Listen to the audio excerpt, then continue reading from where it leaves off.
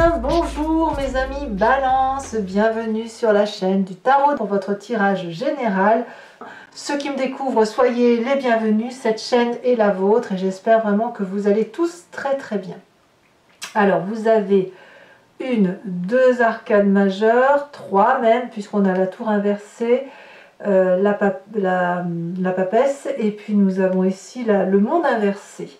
Je vois de l'épée, de la coupe, de la coupe aussi, inversée la coupe, hein, et puis du bâton. Donc on sent il y a de la méfiance hein, chez vous quand même. Et il y a pourtant ces petites festivités. Il y a tout ça, mais vous n'y trouvez pas votre goût, j'ai l'impression. Allez, je vous explique tout ça. Vous entrez avec cette énergie de 7-2 d'épée. C'est pas très fou tout ça parce que ça crée de la méfiance. La 7 d'épée, elle nous oblige aussi, alors là c'est un peu plus positif, elle nous oblige à prendre les devants, à s'inquiéter, à se préparer intellectuellement, à être méfiant par rapport à l'adversité. Je m'explique. Vous avez une personne en face de vous qui ne vous paraît pas très intègre. Vous vous méfiez de sa façon de dire, de ce qu'elle dit. Elle vous dit peut-être blanc alors qu'elle pense noir. Et vous avez donc naturellement cette méfiance parce que vous savez que vous ne pouvez pas avoir confiance en ce qu'elle dit parce que vous avez peut-être été déçu de cette personne. Voilà. Donc vous êtes dans cette stratégie intellectuelle qui consiste naturellement à vous méfier, à vous mettre peut-être un peu en retrait, mais surtout à observer par derrière ce qui se passe, voyez, et à mettre en sécurité, peut-être c'est ce qui nous intéresse. Voilà, on se prépare, on grandit, on est suffisamment sage, on est suffisamment grand pour savoir qu'à un moment donné, il va peut-être falloir se dresser face à l'adversité, mais surtout faire attention à ce que l'on nous dit, parce que tout n'est pas réalité, et vous le savez très bien, et donc c'est pour ça que vous êtes dans cette énergie de méfiance vis-à-vis de l'autre. En bref, vous avez la garde levée, si j'ose dire, hein. Vous ne baissez pas votre garde aussi facilement. Pourtant, on a un présent fait de festivités, de célébrations, de collaborations, de joie de vivre amicale, festive, peut-être qu'on fête des anniversaires, c'est vrai que vous allez rentrer dans votre mois, donc peut-être que vous pensez à célébrer tout simplement de cette communion affective, émotionnelle avec vos amis. Ça vous fait du bien, ça vous fait sortir un peu d'énergie un petit peu négative du fait que l'on se méfie du comportement d'une personne. Alors on a un événement assez favorable autour de soi qui est cette tour inversée. La tour inversée, elle nous parle normalement d'un chaos passé, d'une oppression passée qui apparemment est toujours présente. Voilà. Alors pourquoi c'est favorable? Parce que justement elle vous permet de prendre garde à ce qui se passe autour de vous. Elle vous permet d'être prudent dans les élaborations que vous faites et elle vous permet de savoir aussi que certaines situations sont inévitables et elles doivent avoir lieu. Voilà. Donc quand il y a un chaos, quand il y a une situation brutale, eh bien on se dit bon bah ça arrive, c'est là, je le sais, mais je sais comment faire pour m'en prémunir. Voilà, c'est ça l'idée. Donc ça vous est favorable.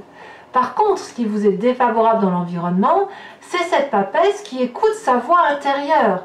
Cette papesse qui dit dans son intuition intérieure, ça s'est déjà produit, donc ça va se reproduire. C'est cette personne qui va aller trouver des réponses au fond d'elle-même, à travers des croyances, des événements superficiels, sans vraiment avoir de réponse pragmatique. C'est ça le problème. C'est-à-dire que, d'ailleurs on le voit dans votre passé, c'est que vous savez que certaines situations sont ainsi faites, c'est ce fameux karma, que on ne peut rien y faire, que ça ne nous empêche pas de vivre. Par contre, intuitivement, instinctivement, ça génère en nous une forme de sacrifice, d'autodéfense, de sacrifice et d'autodéfense. À vouloir se dire, bon bah ma petite voix intérieure me dit de me méfier, donc je me méfie. Alors est-ce que c'est bien? Je ne suis pas là pour juger, juste ce que je sais, c'est que ça crée une impossibilité chez vous de vous laisser aller, de vous laisser porter. Pourquoi? Parce que votre passé, je vous le disais, a déjà vécu des comportements incompris, des difficultés à prendre des décisions, à vous positionner. C'est ça l'idée. C'est que dans votre passé, vous avez eu du mal à vous positionner entre deux idées. On a ces deux épées croisées et il avait fallu choisir entre ces deux positions intellectuelles, avec un conflit intérieur terrible. Et qu'est-ce qui s'est passé chez vous? Eh bien, il a fallu effectivement aller chercher sa petite voix intérieure. Alors, il est possible aujourd'hui que vous vous rendiez compte que vous vous êtes trompé. Peut-être que vous ne vous êtes pas trompé, mais vous restez avec cette idée que cette personne qui vous a trompé ou cette façon de penser qui vous a trompé est la bonne, quoique vous avez dans votre état d'esprit des doutes. Il y a des doutes en fait. Vous, c'est quand même deux épées. Deux épées, c'est une réflexion poussée qui est faite chez vous, où vous n'avez pas eu de réponse dans votre passé. Il y a de la festivité, il y a de la joie, mais aujourd'hui vous êtes un peu plus armé, vous avez mûri, vous avez grandi. Donc cette vérité qui vient du passé dans votre choix, vous l'assumez, pas de problème, vous assumez ce choix. Par contre, vous avez cette crainte que ça revienne. Mais je ne suis pas sûre que ce qui s'est passé dans le passé, avec la raison qui est la vôtre, soit réellement aussi vrai que ce que vous pensez. Alors effectivement, dans votre corps, comme vous êtes programmé comme ça, vous avez encore cette 7 de bâton. Vous êtes tellement sûr que votre choix était le bon dans ce passé, puisque aujourd'hui tout va bien, que vous avez tendance à protéger votre territoire. Alors, ça peut être aussi lié avec le fait que vous faites votre anniversaire et que vous voulez mettre de côté certaines personnes. Peut-être pour vous protéger. Instinctivement, vous vous protégez, vous vous défendez, vous êtes armé jusqu'aux dents. On a ces 7 bâtons-là et cette 7 d'épée-là qui nous dit que intellectuellement on est prêt, physiquement on est prêt. On est prêt à quoi? À être heureux, mais au prix d'un sacrifice de lâcher prise. Et tout ça parce que l'environnement favorable dit qu'effectivement, il y a une oppression qui vient d'un chaos. Voilà. Et ce chaos, à mon avis, il n'est pas si récent que ça. Alors, vous pourriez avoir un chaos récent, mais ça vous renvoie quand même à un doute du passé. Bon. Qu'est-ce qu'on a comme événement surprenant qui arrive? C'est cette 2 de coupe inversée. Ça peut être une rupture. Voilà, ce serait ce chaos positif. Ça pourrait être aussi une division intellectuelle, une division affective, un break que l'on fait avec un ami ou en couple. Enfin bref, c'est une communication qui ici, affectivement, ne passe pas. Voilà, il y a un désaccord. Ce désaccord peut très bien avoir lieu dans le cadre de votre anniversaire ou dans le cadre d'une festivité qui arrive. Et on peut parler soit de disharmonie, soit de séparation, soit de dissociation, et surtout d'un amour que l'on retourne à soi. Ça veut dire que, bon, ok, il se passe ça, ça me renvoie à mon passé, alors très bien, je vais me méfier. Ça ne veut pas dire que vous allez attaquer. Je ne vous vois pas attaquer. Je vous vois vous préserver, vous auto-préserver, ne pas baisser la garde, c'est surtout ce qui semble être à l'ordre du jour pour vous au mois de septembre. D'ailleurs, dans votre état d'esprit, on a cette sous 6 de coupe inversée qui va nous parler d'une forme d'indépendance que vous avez.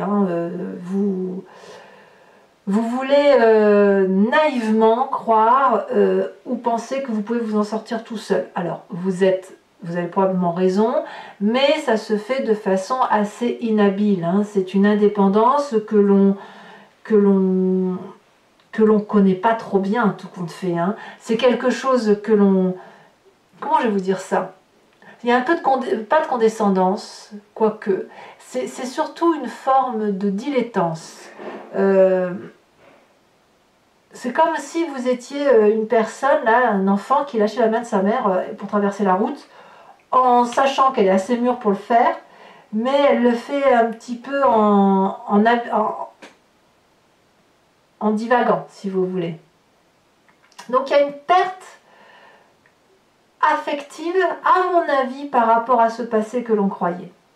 C'est-à-dire que ce que vous pensiez vrai de ce passé, où vous avez dû faire la part du pour et du contre, Vous vous rendez compte dans votre présent, par rapport à cette festivité, qu'il y a quelque chose qui n'est pas correct, et naturellement, ça crée un chaos, ça vous renvoie à votre intuition d'avant qui n'est pas bonne, mais par contre, inconsciemment et intellectuellement, il y a une vérité qui s'établit d'autodéfense.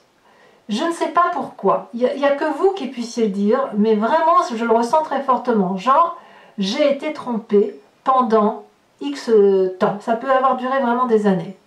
Alors, quel va être le comportement de la famille et des amis à votre égard? Ils vont vous inviter à récupérer un peu, à vous isoler. Donc, vous allez peut-être paraître auprès de vos amis ou de votre famille un petit peu excentré, un petit peu apathique, un petit peu froid.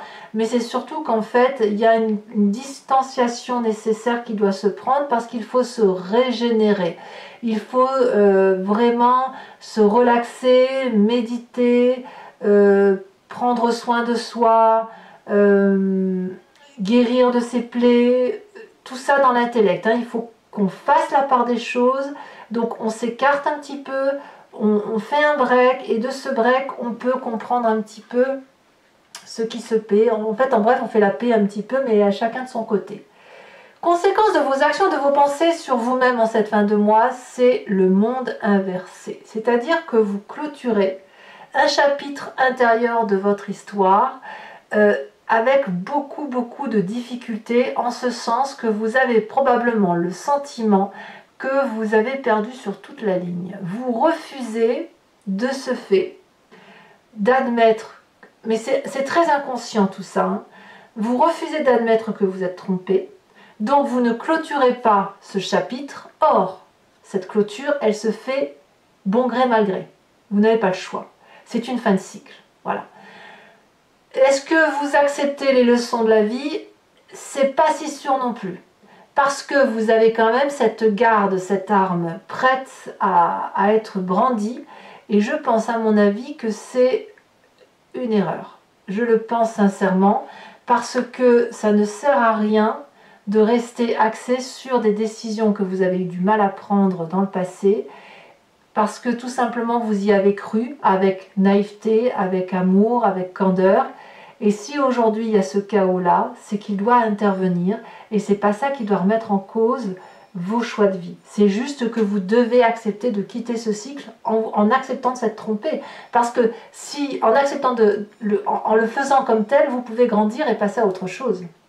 Conséquence de vos actions et de vos pensées avec l'environnement, on a cette 2 de bâton inversé, c'est-à-dire que les plans sur la comète que l'on se faisait avec l'environnement sont en train de retomber tel un soufflet. On va revenir au point de départ, hein, si vous voulez, c'est ça l'idée. On ne connaît pas le futur, on n'arrive pas à se projeter dans le futur, et de ce fait, on remet les plans à plus tard. C'est ça que ça veut dire. Bon, et bien mes amis Balance, c'est pas foufou, hein. On va voir si, en approfondissant avec le tarot des 78 portes, si ça se porte mieux, sachant que je fais la lecture de cet approfondissement sur Vimeo. Donc si vous voulez me rejoindre, il vous suffit de cliquer sur le lien qui est en description. Vous êtes renvoyé sur le site en question et notamment sur la playlist de votre signe.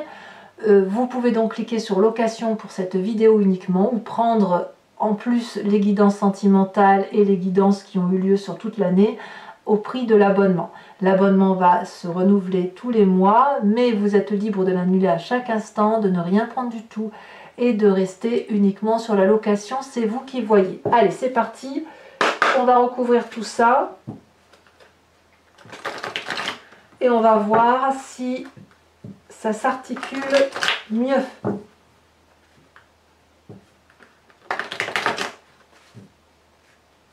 Alors, qu'est-ce qu'on a sur cette 7 d'épée? Alors, vous grandissez, inéluctablement, vous grandissez. Vous gagnez en maturité, en sagesse, mais à quel prix? On a cette 6 de bâton. Oui, je comprends. Eh oui. Sur l'événement favorable, avec cette tour inversée, nous avons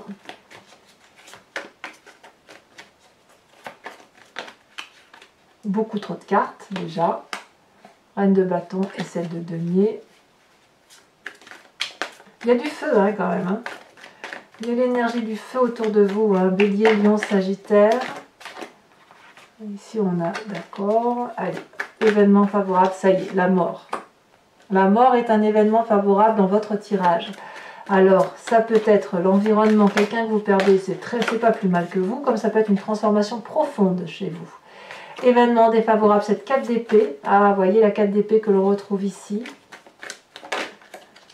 Dans votre présent, les étoiles, ça c'est super. Très très jolie carte.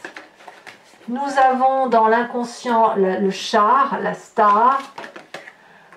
Ça va bien avec la 6 de bâton. Sur le passé, nous avons la 3 de coupe. La 3 de coupe que l'on retrouve d'ailleurs dans votre présent. Il y a une vérité qui se fait. Hein. Chez vous, il y a une vérité qui s'établit. Ça va vous exploser au visage en fait.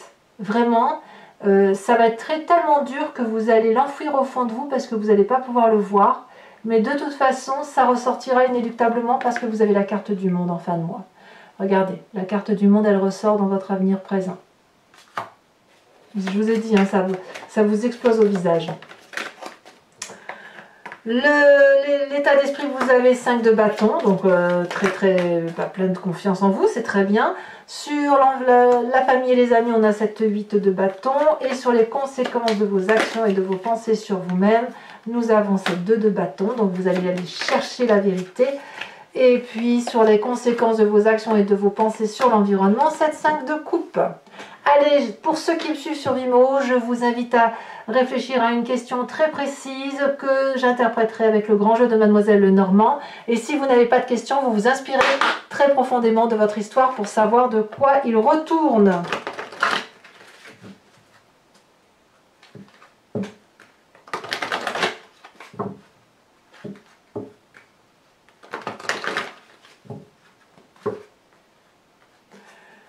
Allez.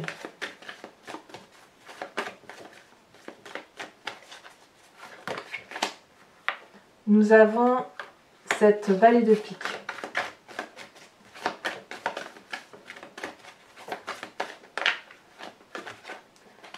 Alors, on commence.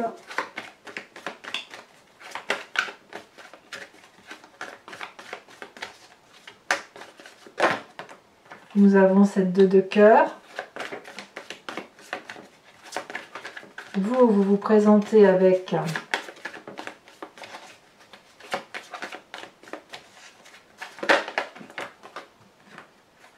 la 8-10 de cœur et les 2 prochaines cartes. Vous voyez ce que je vois là, je pense à autre chose là. La mort avec cette tour, c'est vraiment... vous l'attendiez cette mort. Vous l'attendiez. La 6 de trèfle et ensuite, ici elle saute. La 10 de carreau. Allez, je vous tire également les cartes au H qui vont décan par décan, qui va permettre de voir un peu plus, avec plus de précision, ce qui se passe en vous, éventuellement des conseils. Donc là, c'est la carte socle, la base. Alors, pour mes premiers décans, oulala, ça saute.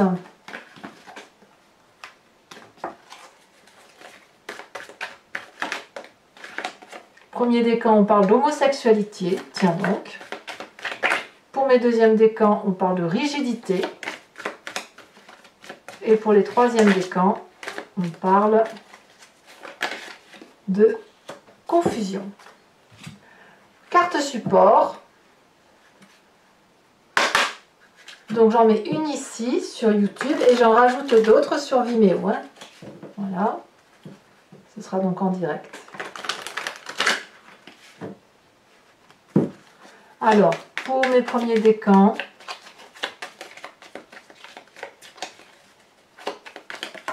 elle a bien sauté. D'accord. Pour mes deuxièmes décans,